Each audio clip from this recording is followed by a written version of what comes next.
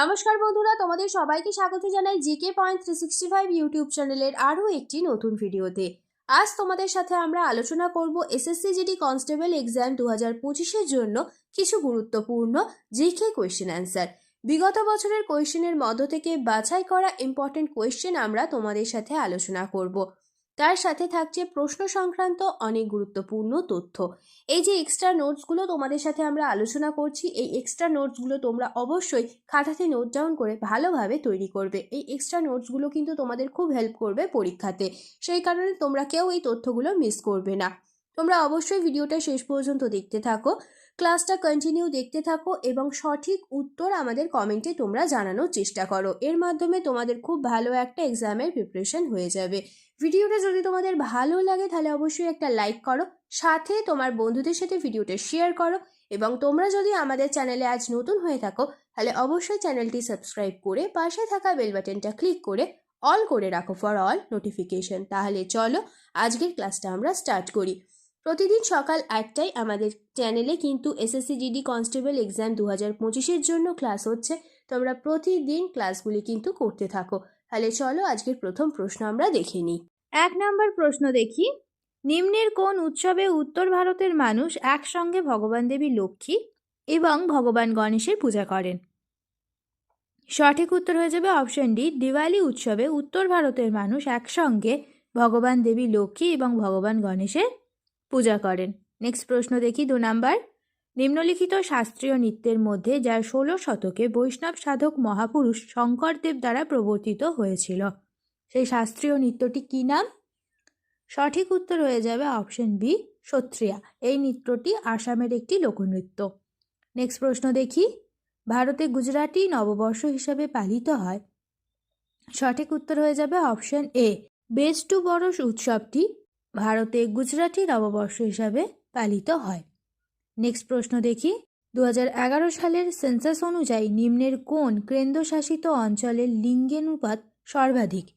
লিঙ্গের অনুপাত অর্থাৎ সেক্স রেশিও কোন অঞ্চলে সর্বাধিক? 2011 সালের সেন্সাস অনুযায়ী কেন্দ্রশাসিত অঞ্চল বলেছে।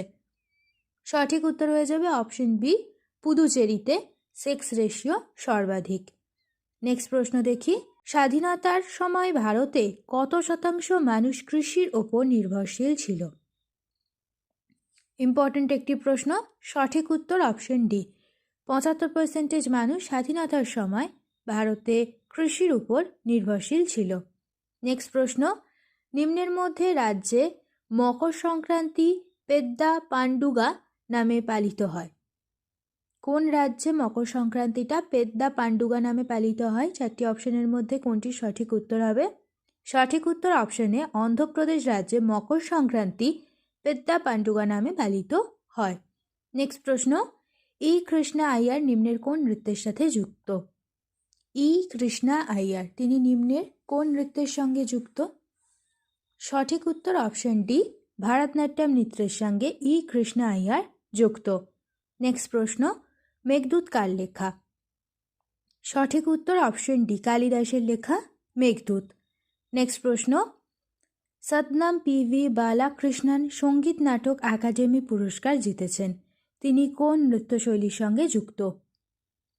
সঠিক উত্তর অপশন বি, তিনি কথাকলি নৃত্যের সঙ্গে যুক্ত। নেক্সট প্রশ্ন, নিম্নের কোন লোকনৃত্যটি মহারাষ্ট্রের সঙ্গে যুক্ত? ইম্পর্ট্যান্ট প্রশ্ন।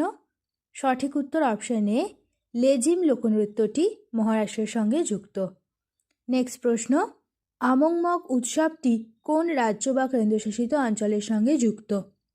সঠিক উত্তর হয়ে যাবে অপশন সি, নাগাল্যান্ড রাজ্যের সাথে যুক্ত হলো আমংমক উৎসবটি।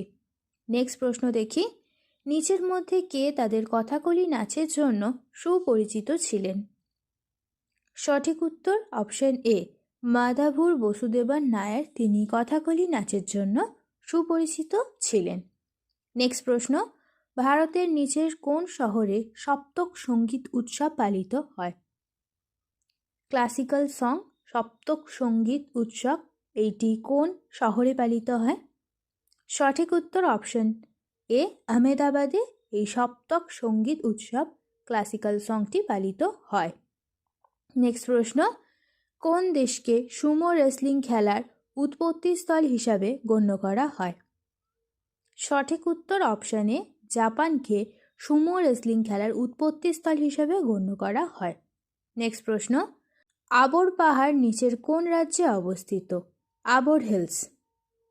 সঠিক উত্তর অপশন বি, অরুণাচল প্রদেশ রাজ্যে অবস্থিত আবর হিলস বা আবর পাহাড়। নেক্সট প্রশ্ন দেখি, তালাজা গুহাগুলি ড্যাশ রাজ্যে অবস্থিত? তালাজা গুহা এটি গুজরাট রাজ্যে অবস্থিত। অপশন ডি হবে সঠিক উত্তর। নেক্সট প্রশ্ন, নিচের কোন রাজ্যে ভোরামদেব মন্দিরটি অবস্থিত, যেখানে প্রতি বছর মার্চের শেষ সপ্তাহে ভোরামদেব মহোৎসব পালিত হয়? ভোরামদেব মহোৎসব, এই যে ভোরামদেব মন্দির, এর প্রধান উপাস্য দেবতা হলো শিব।